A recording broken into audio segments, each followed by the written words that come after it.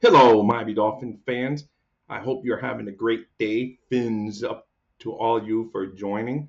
This is Dolphins Thirsty broadcast for the dolphinsthirsty.com website, which we will also upload this on YouTube at some point.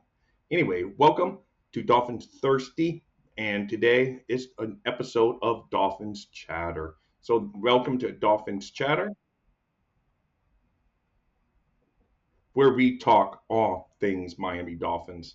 That's what we do here at DolphinsThirsty.com. So if you're thirsty for Dolphins content, knowledge, hit us up and follow Dolphins Thirsty on all the social media outlets and come back to Dolphins Thirsty often for unique content that we do not put on the social media platforms.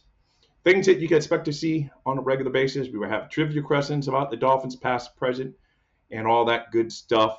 We will also have good fantasy football during the season. We got a guy that writes about good prospects, all the NFL, but focuses on Dolphins prospects for fantasy football. So you're going to enjoy that.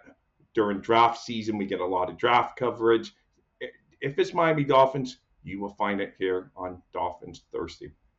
But bringing us for today's episode, this article that this is posted in is about have the Dolphins move ahead fast enough? They've made a lot of good moves, but is it enough to jump the Buffalo Bills in the division, stay ahead of the Jets, who have added Aaron Rodgers? And is it, more importantly, enough to compete against the Kansas City Chiefs of the world, the Cincinnati Bengals of the world, the Baltimore Ravens of the world, and all these teams that will be trying to get to be the AFC representative in Las Vegas at the Super Bowl at the end of the season? So, my answer is yes, the Miami Dolphins have improved. I've liked some of the additions so far. But have they jumped over these teams yet? That's the great unknown. I would love a little more help along the offensive line, and that's the main thing. I do believe we've added to the linebacker room. That was one of our, I think David Long is going to be a good linebacker when he's healthy. He's a very good NFL linebacker who should fit in a Vic Fangio defense. That's one of our big additions. Yes, you're not going to go pay tickets to watch Vic Fangio, but he is going to help the product on the field become better. He's a well-known defensive coordinator. That's one of our off-season acquisitions. We're just going to do a quick rundown, and this is going to be like a 5-minute video.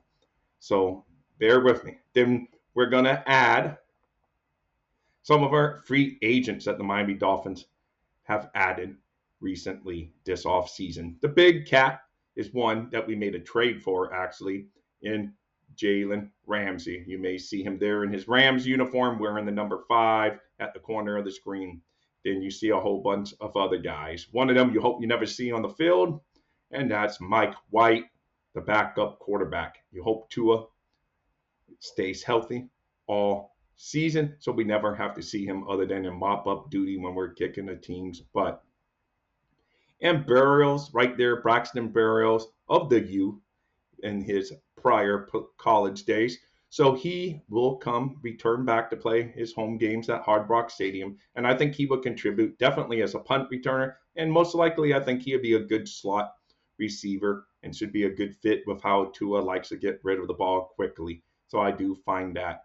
And then you can see David Long there. I mentioned him already. And all these guys are going to help. Feeney, Marique Reed, Eric Silbert, Jake Bailey. I don't even know if he's going to make the team. It's going to be between him and Michael Turk, who we picked up as an undrafted free agent. And then you got Deshaun Elliott, and I think I haven't left anyone out. So those are our veteran acquisitions, one via trade and the others via free agency. So those are good steps. And then in the draft, as you all know, the Miami Dolphins only had 4 picks this year in the 2023 NFL draft. But they added some quality players. Cam Smith was a little bit of a surprise because a lot of us were not thinking of adding another defensive back, especially after adding Jalen Ramsey, via trade. Then We added another speedster to go along with Waddle and Hill on speed on the offense, but this time at the running back position. He would join another fast running back in Raheem Mostert. And this young man, he's going to be a weapon out of the backfield, not only running it, of course, but catching the ball. So I'm looking forward to him. I think Mike McDaniel is going to make good use out of him. Then we got Elijah Higgins. He played mainly receiver in college, but he's going to be a tight end. And all the teams that spoke with him pre-draft, they all told him that if they draft him, they would be thinking of moving him to the tight end. And he, lo and behold, that's what the Dolphins drafted him as.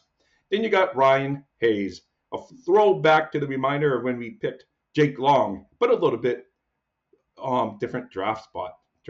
Jake Long was the number one overall draft pick of the first pick of the NFL draft, and Ryan Hayes was a seventh rounder coming in our last pick of the draft. He's another guy that may take a little bit of time to develop. He played left tackle for the past 2 years for a major powerhouse in Michigan, played very well, but a lot of the scouts are saying he might project better to guard. But we will see. Hopefully he blooms well. At that point in the draft, there are going to be, questions in his game, just like anyone in the draft, basically. It's a crap shoot half the time. And then we did bring in a whole bunch of undrafted free agents. I won't run over the whole list. I do like the chances of Aubrey Miller making the team. And like I said, Michael Turk, the punter, I think has a good chance to make the team if Jake Bailey's contract's easy or walk away without any cap hit. I think he would make a good pick. And there's other players on there. If you guys all know the names, I do like the guy out of Nebraska, Garrett Nelson. He didn't get a lot of draft hype because of his size and different variations of reasons, but he's overall a good, solid guy. And some of these guys may make the practice squad if they don't make the active roster at the end of the first cuts. Anyway, that's a quick rundown. That's going to be it. I went a little over my 5 minutes. That's it. I get a little mouthy at times, but that's it. Fins up. And if you happen to find this on YouTube, give it a subscribe and a thumbs up. Just comment here if you like what you see on Dolphins Thirsty. And if you don't like, please comment so you can tell us how to improve. We're looking forward to a great upcoming 2023 season where we talk all things Dolphins all the time. And that's going to be it for today. I'm about to close out. And just remember, we are all things Dolphins, and we do Dolphins Chatter. So thank you and welcome to Dolphins Thirsty. And oh yes, for the old school guys, when the Dolphins win, we're going to be playing this. So hopefully we hear this a lot this year.